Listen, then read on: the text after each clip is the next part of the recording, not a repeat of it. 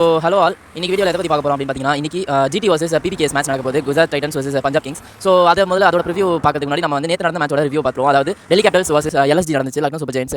So இந்த மேட்சை பொறுத்த வரைக்கும் என்ன அப்படின்னு பார்த்தீங்கன்னா, என்னோட கருத்து அந்த மேட்ச் வந்து ஆக்சுவலாக எல்எஸ்ஜி வந்து ஜெயிப்பாங்க நானே நினைக்கல. ஜெயிக்க வேண்டிய மேட்ச் தான் அது கிட்டத்தட்ட. அவங்க தோத்துட்டாங்க, டிசி தான் ஜெயிச்சாங்க. பட் ஆனால் ஆக்சுவலாக என்னோட ஃபேவரட்ஸ் வந்து டிசியாக தான் இருந்துச்சு. ஸ்டார்டிங் வந்து டிசி தான் ஜெயிப்பாங்க எப்படியும் அப்படின்ட்டு. பட் இவ்வளோ க்ளோஸாக போகும், அவங்களால அவ்வளோ அடிக்க முடியும், 210 வரைக்கும் அடிச்சுட்டு அந்த மேட்சை லூஸ் பண்ண முடியும்னு நான் நினைக்கவே இல்லை. ஏன்னா அவங்க வந்து நான் நினைச்சது ஒரு 170 ஆல் அவுட் ஆயிடுவாங்க, அதுக்கப்புறமா எப்படியும் டிசி சேஸ் பண்ணுவாங்க அப்படின்னு நான் நினைச்சேன். பட் ஆனால் எல்எஸ்ஜி ஒரு நல்ல ஃபைட் கொடுத்தாங்க. ஆனால் இது உண்மையிலேயே ஒரு மோசமான மேட்ச் தான். ஏன்னா 250 அடிக்க வேண்டியதா இருந்த டைமில் வெறும் 210க்கு அவங்க வந்து ரெஸ்ட்ரிக்ட் பண்ணிட்டாங்க டிசி.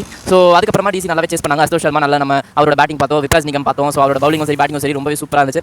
அந்த டீமில் திக்வேஷ் நல்லாவே பண்ணார். ஸோ இதுதான் இந்த ரிவ்யூ. ஸோ நான் எதிர்பார்த்தது தான் டிசி ஜெயிப்பாங்க. ஆனால் இப்படி ஒரு மேட்ச் இருக்கும், க்ளோஸாக போகும். இதுதான் இந்த 2025 ஐபிஎலோட மேட்ச் ஆஃப் த ஐபிஎல் அப்படின்னு இப்போதைக்கு சொல்லலாம் என்ன பொறுத்த வரைக்கும். ஸோ அடுத்து பார்த்தோம் அப்படின்னு பார்த்தீங்கன்னா இன்னைக்கு ரிவ்யூ, அதாவது Gujarat Titans versus Punjab Kings. So இந்த ரெண்டு டீமை பொறுத்த வரைக்கும் யார் வந்து மெயினாக இருப்பாங்க, இந்த ரெண்டு டீமும் ஜெயிக்கணும் அப்படின்னா இந்த ரெண்டு டீமில் யார் ஒரு பிளேயர் மெயினாக இருப்பாங்க, மோஸ்ட் வேல்யூபிள் பிளேயராக இருப்பாங்க நான் நினைக்கிறேன் அப்படின்னு பார்த்தீங்கன்னா, குஜராத் டைட்டன்ஸை பொறுத்த வரைக்கும் கண்டிப்பாக ஜாஸ் பட்லர் இருப்பார் நான் நினைக்கிறேன். ஏன்னா ஜாஸ் பட்லர் வந்து இங்கிலாந்து சீரிஸ் ஆடும்போதுமே நல்ல ஒரு ரன்ஸ் கிடைக்கல. பட் ஆனால் அவர் ஐபிஎல் வந்தாலே வேற ஒரு பால் கேம், அது வேற ஒரு மாதிரி விஸ்வரூபம் எடுத்து வருவார். ஸோ அவரை வந்து நான் ஹோப் பண்ணிட்டு இருக்கேன், அவர் அடிப்பார். குஜராத் டைட்டன்ஸ் ஜெயிக்கணும் அப்படின்னா மேபி அவர் அடிக்கணும் அப்படின்னு நான் நினைக்கிறேன். இன்னொரு ரஷித் கான் நல்லாவே போடுவார்.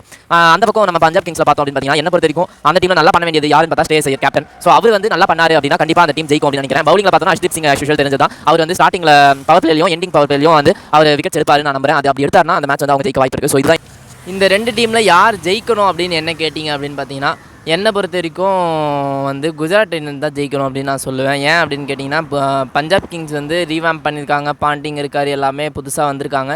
பட் ஆனால் என்னை பொறுத்த வரைக்கும் அந்த டீம் ஜெயிக்கிறது நல்லது இல்லை என்னை பொறுத்த வரைக்கும். ஸோ குஜராத் டைட்டன்ஸ் தான் ஜெயிக்கணும்னு நான் நினைக்கிறேன்.